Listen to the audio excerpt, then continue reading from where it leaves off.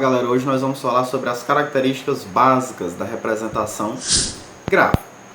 Inicialmente cabe mencionar, que a representação gráfica ela se insere no mundo da comunicação visual, certo? Ou seja, compartilha do universo da comunicação social. Então, desse modo, a representação gráfica, ela compreende uma linguagem visual, nós utilizamos muito do visual aí, nós vamos observar isso, e ela tem algumas características peculiares também. Ela é bidimensional, ela é atemporal e ela possui caráter monossêmico. Se ela não possuir caráter monossêmico, aí a comunicação ou a representação gráfica ela fica de certa forma ambígua, e a mensagem ela não é passada da forma como deveria ser, certo? Então, nesse sentido, nos interessa ver as relações existentes entre os signos, que significam relações entre objetos, fatos e fenômenos, certo? Então nós temos aí duas figurinhas para mostrar justamente essa questão da diferença entre o caráter monossêmico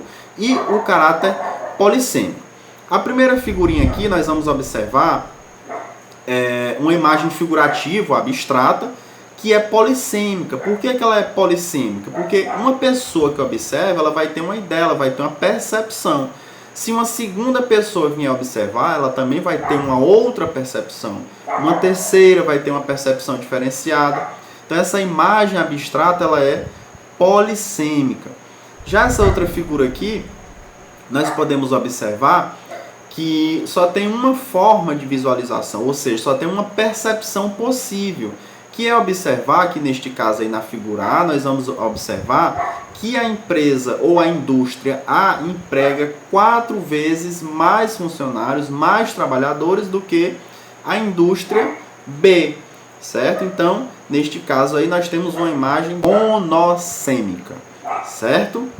Então, desse modo, para dominar a representação gráfica é preciso algo essencial, basilar, que é justamente aprender a ver. Ver o quê? Ver o que está sendo representado. Ou seja, a tarefa essencial, fundamental da representação gráfica é transcrever aquilo que está no real para uma representação gráfica, certo? Considerando aí as 3 dimensões fundamentais, que é a diversidade, a ordem e a proporcionalidade, certo? Então, para se elaborar mapas, gráficos e redes, é necessário considerar 2 questões básicas. Quais são elas? As variáveis, neste caso aí, primeiramente, nós vamos considerar as variáveis visuais, que são sensíveis aos olhos, são sensíveis à vista, Nesse exemplo aqui, nós podemos observar uma mancha visível, Vocês estão vendo que ela está localizada no canto superior direito, certo? E aí nós consideramos 2 dimensões, neste caso aí, a dimensão X e a dimensão Y, que neste caso é a nossa localização, é a localização que considera aí as coordenadas geográficas, certo? Então, dessa forma, essas 2 dimensões aí que vocês estão vendo, mais as 6 modulações possíveis, que são essas, nós podemos observar aí a questão das características das variáveis visuais, certo?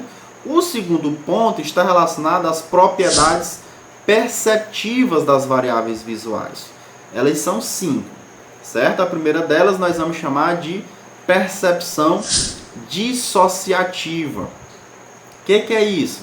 Diz respeito ao fato de que quando a gente afasta os olhos daquela representação, ou seja, quando a gente vai um pouquinho mais para trás, ou afasta aquele papel, que a gente está visualizando, o tamanho e os valores visuais, eles somem, certo? O segundo tipo, que é a percepção associativa, é o inverso. Quando a gente se afasta um pouco, as formas, as granulações, as cores e as orientações, elas não desaparecem, elas não somem. Nós vamos ter também a percepção seletiva, que é quando nossos olhos eles conseguem isolar os elementos distintos, certo? Nós vamos ter também a percepção ordenada, que é quando as categorias elas se ordenam de forma espontânea.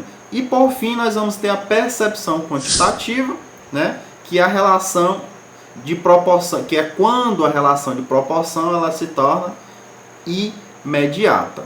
Então, para a elaboração de mapas, gráficos e redes, nós vamos tomar aí como base, né, o ponto de partida, o sistema de coordenadas cartesiano ou plano cartesiano, certo? Que é formado por planos perpendiculares, considerando dois elementos. Um que é horizontal, que é o que nós vamos chamar de abscissa, né, que é representado pela letra X, e o outro é o plano vertical, né, que nós vamos chamar de ordenado, que é representado pela letra Y, certo? Como vocês podem observar aqui. Então, assim, quando a gente tem um mapa, a gente pode explorar sobre aquele determinado plano as correspondências entre todos os dados de um mesmo componente de informação. Ou seja, tomando como ponto de partida a localização, né? As duas dimensões, a dimensão X e a dimensão Y, que é a nossa longitude e a nossa latitude, como vocês podem observar aqui. Já em relação ao gráfico, né, pode-se explorar as correspondências entre todos os dados de um componente de informação, mais os dados de um outro componente de informação, como se pode observar aqui. Nós estamos observando aí dois tipos de elemento, que é o elemento dia e o elemento cotação do dólar, certo? Quando se trata de redes, nós podemos observar as correspondências entre todos os dados de um mesmo componente da informação, que nesse exemplo aqui está relacionado ao elemento parentesco, certo? Então esse foi o nosso vídeo de hoje, né, falando sobre as características básicas da representação gráfica.